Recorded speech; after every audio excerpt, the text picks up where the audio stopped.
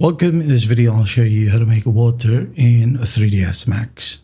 Alright, so first up, maybe I'm just going to go ahead and draw a plane right here. Maybe just like that. I thought you could go ahead and change the parameters right here however you want. Okay, so once that's done, add in a modifier. And then in the list, go ahead and find noise. This one, or noise plus if you want to. Just go ahead and use noise and then add in some strength right here. Okay, for example, just 1, and then add in some animations if you want to.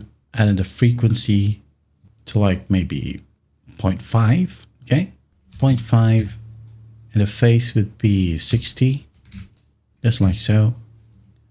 And then after that, I'm going to go ahead and enable fractal iterations. I'm just going to leave it to 6 and roughness 0 right here.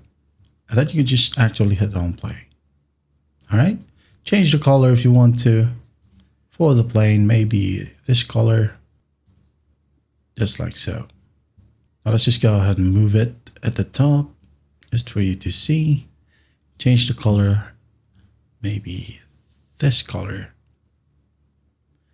And then hit on play. And do make sure that you add in some more segments, by the way. Okay. Click on plane, add in segments. Amp it up if you want to, and the width segments as well, and then just click on play.